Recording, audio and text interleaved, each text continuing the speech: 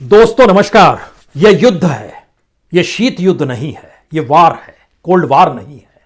Cold war की परिस्थितियों के बीच में यूक्रेन को अगर खड़ा कीजिएगा तो यह 2-3 बरस पहले की घटना हो सकती है, जब एक तरफ रूस, दूसरी तरफ नाटो देश और बीच में यूक्रेन शायद लगातार चाहता रहा 2014 के बाद से, जब वहां के राष्ट्रपति बदले गए जो मॉस्को के करीब हुआ करते थे। उसके बाद से ही वो नाटो देश या कहें पश्चिमी परस्त होने की दिशा में बढ़ा और इसे पुतिन बर्दाश्त कर नहीं पा रहे थे। लेकिन आज हमने जिक्र कोल्ड वार का किया है तो शुरुआत कोल्ड वार से ही करनी होगी, क्योंकि दुनिया ने 4 दशकों तक कोल्ड वार देखा है, शीत युद्ध। उसमें एक पोल अमेरिका और दूसरा पोल रशिया। और कोल्ड वार का अंत तभी हुआ जब रशिया कमजोर हो गया, और रशिया कमजोर तभी हुआ जब यूएसएसआर यानी सोवियत संघ का विघटन हो गया। जिस वक्त सोवियत संघ मौजूद था उस वक्त पुतिन की मौजूदगी केजीबी में जासूसी करने वाले के तौर पर थी। लेकिन आज की तारीख में वह रूस के सर्वोसर्वा हैं और वो चाहते रहे हैं कि लगातार रशिया की मौजूदगी अंतर्राष्ट्रीय मानचित्र पर इसी रूप में उभरे जब उसकी ताकतवर पहचान यूएसएसआर के तौर पर थी। तो नाटो देशों की मौजूदगी सीमा पर किसी भी रूप में वह बर्दाश्त करने की स्थिति में नहीं थे, क्योंकि उस वक्त जब रशिया टूटा था उस वक्त नाटो देश यानी अमेरिका की पहलकदमी रही थी। और आज की तारीख में यूक्रेन का मतलब है दरवाजे पर अगर नाटो देशों की सैनिकों की मौजूदगी हो जाएगी तो फिर शायद रशिया इसे बर्दाश्त कर नहीं पाएगा। रूस शायद इसीलिए पुतिन ने जो वक्त चुना हमले का, वो शायद मौजूदा वक्त में अमेरिका के खिलाफ जाता है। अमेरिका मौजूदा वक्त में शायद दुनिया के मानचित्र पर दुनिया के देशों के सामने उतना ताकतवर नहीं है। व्यापारिक तौर पर, बिजनेस के तौर पर, इकोनॉमी के तौर पर चीन ने उसे तोड़ा है, उससे आगे चीन निकला है। और दूसरी तरफ अफगानिस्तान से जिस तरीके से नाटो फौज को वापस जाना पड़ा और उनकी हथेली खाली रही, इराक में भी कुछ मिला नहीं। शायद यह एक ऐसी परिस्थिति थी जिसमें पुतिन लगातार यह सोचते रहे कि ऐसे वक्त का इंतजार करना चाहिए जहां पर इस मैसेज को दुनिया के सामने दिया जाए कि किस तरीके से रशिया की मौजूदगी दुनिया के मानचित्र पर सबसे ताकतवर देश के तौर पर सामरिक दृष्टि से है।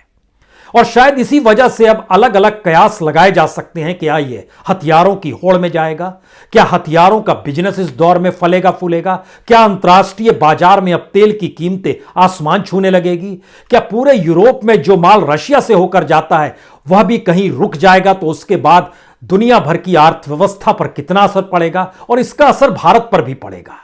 भारत से हालांकि 5000 किलोमीटर दूर यह युद्ध चल रहा है, लेकिन सबको समझ में आ रहा है कि युद्ध का मतलब दुनिया में सामरिक और शायद दुनिया के बिजनेस पर कितना बड़ा असर पड़ता है। कोई लाभ उठाने की सोचेगा और कोई नुकसान की भरपाई कैसे करेगा और अपनी इकोनॉमी को कैसे संभालेगा, यह भी सवाल है। हमें लगता है कि आज चंद पन्नों को पलटते हुए पहले भारत का जिक्र करने की जरूरत है, या फिर अंतर्राष्ट्रीय तौर की परिस्थितियों को समझ लीजिए। इस वक्त यूक्रेन की जनसंख्या जो है वो सिर्फ 4.5 करोड़ है, और जो हमारे पीछे ये मानचित्र है इससे आप समझ पाएंगे कि रशिया ने बेलारूस और क्रीमिया दोनों तरफ से हमले यूक्रेन पर किए हैं। यूक्रेन पर जो हमले हुए हैं उसमें इस बात का जिक्र नाटो की तरफ से आया और कहा गया कि कल हम G7 की बैठक बुलाएंगे। इन बैठकों से क्या असर पड़ेगा, क्योंकि आपके जहन में एक दौर में जॉर्जिया भी आना चाहिए, दूसरे दौर में क्रीमिया भी आना चाहिए। भारत ने उस समय खामोशी बरती थी और यह भारत के लिए स्ट्रेटजिकली बहुत बेहतरीन चीज रही। मौजूदा वक्त में भी भारत किसी पक्ष में जाने को तैयार नहीं है, क्योंकि भारत युद्ध के पक्ष में कतई नहीं जाता और मौजूदा वक्त में युद्ध हो रहा है। अमेरिका अपनी दादागिरी अपने नाटो देशों को कहीं सहलाने संभलाने की स्थिति में, और G7 में भी वही देश हैं जो नाटो में हैं। जरा इसको इस रूप में पहले समझ लीजिए कि नाटो देशों की फहरिस्त के भीतर में जो 30 देश हैं और 4 देश और जो लगातार आना चाह रहे थे, उसमें एक यूक्रेन भी था, उसमें जॉर्जिया भी था। जॉर्जिया को लेकर 2014 में किस तरीके से रशिया ने हमला किया था यह भी हर किसी के जहन में होना चाहिए। हर्जोगोविनिया भी था और बॉस्निया भी है, जो कि नाटो देशों की दिशा में, और रशिया इसको चाहता नहीं है, रूस इसको बिल्कुल नहीं पसंद करता है, क्योंकि जो नाटो है ये नॉर्थ अटलांटिक ट्रीटी ऑर्गेनाइजेशन बना था। इसमें अमेरिका है, ब्रिटेन है, रोमानिया है, पोलैंड है, इटली है, फ्रांस है, जर्मनी है, डेनमार्क है, कनाडा है। 91 में एक समझौता हुआ था, जिस समय शीत युद्ध एक लिहाज से कहीं खत्म हुआ या एक लिहाज से कहीं यूएसएसआर का विघटन हो गया कि अमेरिका पूर्व की तरफ नहीं बढ़ेगा, लेकिन नाटो देशों का विस्तार अमेरिका ने लगातार किया, और वो एस्टोनिया, लटाविया, लिथुनिया, स्लोवानिया लगातार वो उस दिशा में बढ़ता चला गया, और यूक्रेन तक आने की परिस्थिति में शायद रूस इसके लिए तैयार नहीं, और पुतिन तो बिल्कुल तैयार नहीं। तो क्या ये एक ऐसे युद्ध की परिस्थिति है जो दुनिया को डरा रही है?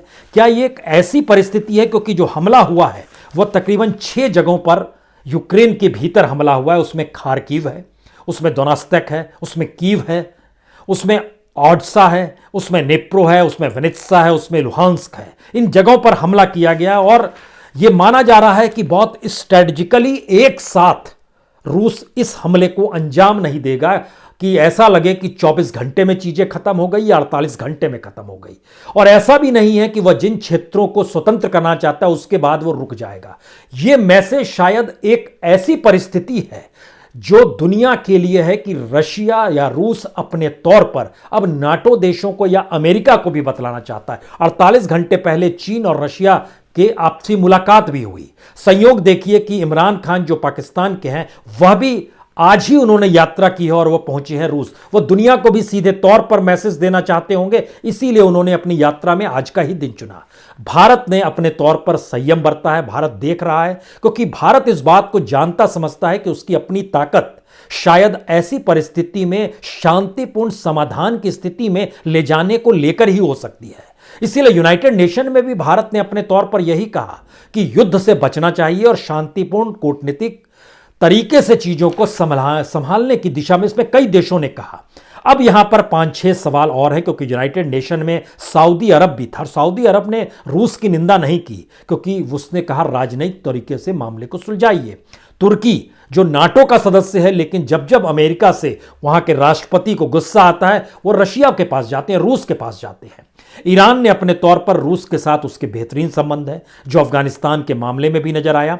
पाकिस्तान तो जिस रूप में हमने जिक्र कर दिया। यूनाइटेड अरब अमीरात, उसने यूनाइटेड नेशन में रूस ने यूक्रेन की संप्रभुता का उल्लंघन किया है, इसका खुले तौर पर जिक्र भी किया। अब यहां पर सबसे बड़ा सवाल है कि भारत को लेकर या दुनिया के बाजार को लेकर सबसे बड़ा संकट क्या, और भारत किन परिस्थितियों में देख रहा है। यहां यह समझना होगा कि भारत की बड़ी तादाद में छात्र जो हैं वह पढ़ने जाते हैं यूक्रेन। वहां पर मेडिकल की पढ़ाई बड़े सस्ते में हो जाती है। रशिया में भी बहुत तादाद में भारतीयों की मौजूदगी है, वो वहां पढ़ने भी जाते हैं और वहां पर नौकरी करने भी जाते हैं। जब हमने इसका परीक्षण किया कि आखिर कितनी बड़ी तादाद में ऑफिशियली फिलहाल मौजूदगी है वहां पर, तो 2-3 जानकारी निकल कर आई कि भारत से जो 5000 किलोमीटर रूस यूक्रेन का जो युद्ध चल रहा है, वहां पर रूस में तकरीबन 14,000 भारतीय, इसमें 5,000 स्टूडेंट्स हैं जो मेडिकल और टेक्निकल का वहां पर शिक्षा हासिल करने जाते हैं। 500 के करीब बिजनेसमैन हैं।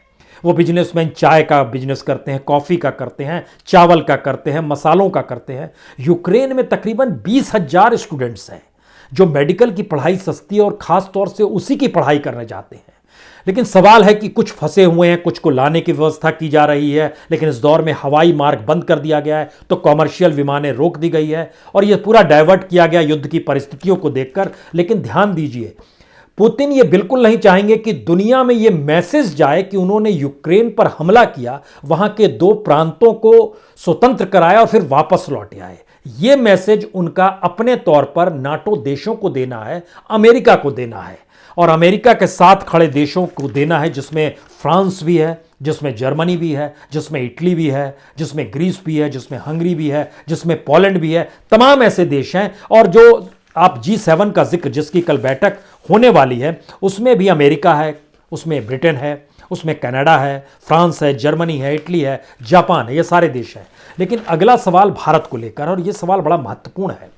ये इसलिए है क्योंकि दुनिया भर में अमेरिका के बाद सबसे ज़्यादा प्रोडक्शन रशिया में ही होता है तेल का, और भारत का 86% तेल बाहर से मंगाया जाता है। प्राकृतिक गैस भी 6% मंगाई जाती है, लेकिन उस 6% का 56% जो हिस्सा है वो रशिया से ही आता है। सवाल यह है कि अभी की तारीख में जो जानकारी मिल रही है, शेयर बाजार क्रैश किया, जानकारी मिल रही है कि तेल की कीमत 100 बैरल के पार कर गई। और ध्यान दीजिए तो भारत में बीते 1.5-2 महीनों से तेल की कीमत बढ़ी भी नहीं है, क्योंकि भारत अपने अंदरूनी पॉलिटिक्स से जूझ रहा है, जहां पर चुनाव हो रहे हैं। पता है कि तेल का बढ़ने का मतलब सीधे सीधे हर प्रोडक्ट पर महंगाई हो जाना, क्योंकि जो आवाजाही होती है ट्रकों के जरिए, रेलगाड़ी के जरिए, तमाम चीजों के जरिए लोग जो सफर करते हैं वो महंगा हो जाएगा। तो तेल की कीमत जिस समय 1.5 महीने पहले, चुनाव से पहले चले जाइए, तो उस समय $78 बैरल थी और आज की तारीख में ये 100 बैरल पार कर गई। क्या असर पड़ेगा? क्योंकि एक बैरल बढ़ने पर भारत की अपनी इकोनॉमी पर लगभग 8 से 10 हजार करोड़ रुपए का बोझ पड़ता है। तो यह कीमत बढ़ने में जाहिर है भारत की इकोनॉमी डामाडोल होगी, तो सरकार भी कहां से लाएगी पैसा? वो जनता से ही वसूलेगी और यह सारी परिस्थिति भारत को प्रभावित करेगी। लेकिन दूसरी परिस्थिति है, क्या इन दोनों देशों के साथ भारत का बहुत बड़ा बिजनेस है? जो बिजनेस कम्युनिटी है उनके भीतर क्या सवाल होंगे? अंतर्राष्ट्रीय तौर पर जो सवाल उठ रहे हैं, ये एक नए रिलेशनशिप को डेवलप कर रहे हैं, या शीत युद्ध की परिस्थिति में वाकई एक तरफ पुतिन है, दूसरी तरफ बाइडेन है, अमेरिका और रशिया आमने सामने खड़े हैं, या फिर चाइना अपने तौर पर एक तीसरे पोल के तौर पर मौजूद है, जो इस तरीके से चेक एंड बैलेंस बनाता है। वो आज रूस के साथ है तो अमेरिका समझ पा रहा है कि मुश्किल है, कल वो झुकेगा बिजनेस को लेकर अमेरिका की तरफ तो फिर रूस वहां पर अलग थलग पड़ जाएगा। क्या इस स्थिति में चाइना ने खुद को खड़ा कर लिया? यह भी एक सवाल है। लेकिन दोनों देशों के व्यापारिक रिश्तों के मद्देनजर यह समझिए कि जो भारत के पास तेल आता है, जो 86% आयात करता है, उसमें सऊदी अरब और रशिया सबसे ज्यादा भारत को तेल देते हैं। रशिया, रूस भी देता है, अमेरिका और सऊदी अरब से सबसे ज्यादा आता है। उसके बाद इराक, ईरान, ओमान, कुवैत और रूस से आता है। तेल उत्पादन जो है वह बड़ी तादाद में रूस में भी होता है, अमेरिका में भी होता है, सऊदी अरब में भी होता है। लेकिन इन दोनों परिस्थितियों में प्राकृतिक गैस और दोनों को जोड़िएगा तो असर रसोई तक भी पहुंचेगा, जिसकी कीमत बढ़ेगी, क्योंकि प्राकृतिक गैस जो है उसमें भारत की हालांकि 6% की ही भागीदारी है जो मंगाता है, लेकिन इसका 56% अगर वो आयात करता है, बाहर से लेकर आता है, तो उसमें पहले नंबर पर कतर है, दूसरे नंबर पर रूस है, फिर ऑस्ट्रेलिया और नॉर्वे से भी आता है। ये पीएनजी और सीएनजी जो होता है यही प्राकृतिक गैस होता है। इसमें कारखाने, बिजली घर, सीएनजी वाहन, रसोई गैस, इन सब की उपयोगिता लाई जाती है। तो इंटरनली भारत के ऊपर क्या प्रभाव पड़ेगा? छात्रों पर पड़ा प्रभाव, बिजनेस पर पड़ा। जो बिजनेस का मसला है उसको इस रूप में समझिए कि रूस से जो भारत माल आता है वो ज्यादातर खनिज ईंधन का माल आता है और ये तकरीबन $3,773 मिलियन का है। $3,773 मिलियन का खनिज ईंधन भारत रूस से आता है। उसके अलावे तकरीबन $1,000 मिलियन जो मोती आते हैं, कीमती पत्थर जो होते हैं और कीमती धातु होते हैं, वह भी ज़्यादातर रशिया से आता है। भारत जो रूस को देता है उसमें इलेक्ट्रिक मशीन्स देता है, यह तकरीबन $406 मिलियन का है। दवा उत्पाद जो भारत करता है वह भी रूस जाता है, लगभग $386 मिलियन का। इस बिजनेस को रुकने नहीं देना है, वहां से जो बिजनेस हो रहा है वो कंटिन्यू रखना है। भारत किसी के पक्ष में कैसे खड़ा हो? यूक्रेन के साथ भी, यूक्रेन का जो माल आता है वो खाद्य तेल का सबसे ज्यादा है। यह समझना होगा कि सूरजमुखी के तेल से जो खाद्य तेल निकलता है वह दुनिया में सबसे ज्यादा प्रोडक्शन वहीं पर होता है और भारत के भीतर में लगभग $1,371 मिलियन जो खाद्य तेल है वो यूक्रेन से आता है। फर्टिलाइजर भी आता है, फर्टिलाइजर भी तकरीबन 250-300 मिलियन का वहीं से आता है और भारत भी दवा यूक्रेन को देता है लगभग 109 मिलियन का। प्लास्टिक के सामान भी देता है 20-25 मिलियन का। ये सारी चीजें हैं, लेकिन असर जो पड़ने वाला है, क्योंकि ब्लैक सी जो हम इस मानचित्र में देख पा रहे थे, ये जो सटा हुआ इलाका है ब्लैक, ये ब्लैक सी का इलाका है। यानी दुनिया में जो आवाजाही होती है वो आवाजाही बिजनेस टर्म में जो पानी के जहाज से होती है वो कॉस्टली हो जाएगा, जो शिप इंश्योरेंस है वो बढ़ जाएगी। तो आयात निर्यात के सामान की कीमतें भी इस दौर में बढ़ती चली जाएगी। लेकिन इन सब से हटकर जो सबसे बड़ा सवाल है, मौजूदा वक्त में डॉलर की कीमत बढ़ गई है। जो दुनिया की करेंसी में डॉलर, जो अमेरिकन डॉलर है, उसकी कीमत बढ़ गई है। उसके बाद जापान की करेंसी की कीमत भी बढ़ गई है। यह भी बहुत साफ तौर पर जो जानकारी निकल कर आ रही है। और जो 3-4 मुद्दे अलग अलग तरीके से पूरी दुनिया को प्रभावित कर रहे हैं, उसमें 2 सवाल सबसे बड़े हो चले हैं। क्या यह एक युद्ध, क्या वाकई महायुद्ध की दिशा में जाएगा? अगर वाकई, क्या वह 30 देश जो नाटो देश हैं वो सब अमेरिका के कहने पर इस युद्ध में कूद जाएंगे? पहला सवाल यह है। दूसरा सवाल यह है कि दुनिया के बाजार में युद्ध का मतलब हथियारों की खपत होती है, तो हथियारों की जरूरत दुनिया के उन तमाम देशों को पड़ेगी जो अपने आप को युद्ध में खपा दें क्या? लेकिन सबको पता है कि परमाणु वार हेड्स जो है वो अमेरिका की तुलना में रशिया के पास कहीं ज्यादा है, तो यूक्रेन की क्या बिसात? लेकिन यूक्रेन के पीछे नाटो खड़ा है और नाटो का मतलब अमेरिका है और दुनिया के वो डेवलप स्टेट और G7 सभी की मौजूदगी है। तो यह एक, वह चाहेंगे कि स्ट्रेटजिकली यह मैसेज जाए, क्योंकि हर किसी को पता है 21वीं सदी एशिया की सदी है। एशिया की पॉपुलेशन, एशिया में एनर्जी पावर का होना, एशिया के भीतर की सामरिक ताकत, एशिया के भीतर मार्केट इकोनॉमी, ये सारी परिस्थितियों में अमेरिका कतई नहीं चाहता है कि एशिया उससे दूर हो जाए। इसीलिए वो जब पूर्व की तरफ बढ़ा लगातार, तो उसके जहन में यही सवाल है। भारत को अपने तौर पर चीजों को तय करना होगा, वो तय कर भी रहा है, मीटिंगों का दौर चल भी रहा है, बहुत बारीकी नजर रखी भी जा रही है, ये सारी बातों का जिक्र किया जाता है। लेकिन अंतर्राष्ट्रीय मानचित्र पर जो बिजनेस के साथ साथ सामरिक परिस्थितियां भी युद्ध के स्तर पे निपट कर आई है, उसमें दुनिया की नजर इसलिए बड़ी महत्वपूर्ण अब हो गई है क्योंकि अमेरिका अफगानिस्तान से निकला, अमेरिका इराक से निकला, ईरान को नेकल 2-2 हाथ करने की परिस्थिति में अमेरिका आया, रूस ने अपने तौर पर साथ दिया। यानी अरब कंट्रीज का जो पूरा खेमा है, जरा उसको देखिए और भारत के इर्द गिर्द की परिस्थितियों को देखिए, तो यहां पर बिजनेस मॉडल लिए हुए चाइना घुसा है। सामरिक तौर पर यूरोप की दिशा में धीरे धीरे रूस बढ़ रहा है, क्योंकि वो नहीं चाहता है कि यूरोप से आगे निकलते हुए पूर्व की दिशा में अमेरिका या नाटो देश हथियारों के साथ उसके दरवाजे पर आकर खड़े हो जाएं। और पुतिन ने बहुत ही शालीनता के साथ दुनिया को यह मैसेज बार बार दिया, अगर आप हमारे दरवाजे पर आएंगे तो हम युद्ध के लिए तैयार हैं। यह मैसेज जो था, ध्यान दीजिए, लगातार ये जॉर्जिया में जब युद्ध हुआ था, जॉर्जिया भी नाटो देशों के करीब पहुंचा था और जॉर्जिया का जो कुछ इलाका था, जो खास तौर से अलगाववादी इलाका जो था, उन इलाकों में अपने तौर पर रूस कतई नहीं चाहता था कि वहां पर नाटो की मौजूदगी भी हो। ये पश्चिमी समर्थक जॉर्जियाई राष्ट्रपति उस समय हुआ करते थे, तो रूस को यह लगा कि जो उसके संरक्षण वाला, जो खास तौर से दक्षिण ऑस्टेनिया का इलाका है, जो अलगाववादी जॉर्जिया क्षेत्र पर कब्जा करने का जिक्र था, तो उन्होंने हमला कर दिया। ये 2008 का हम आपसे जिक्र कर रहे हैं।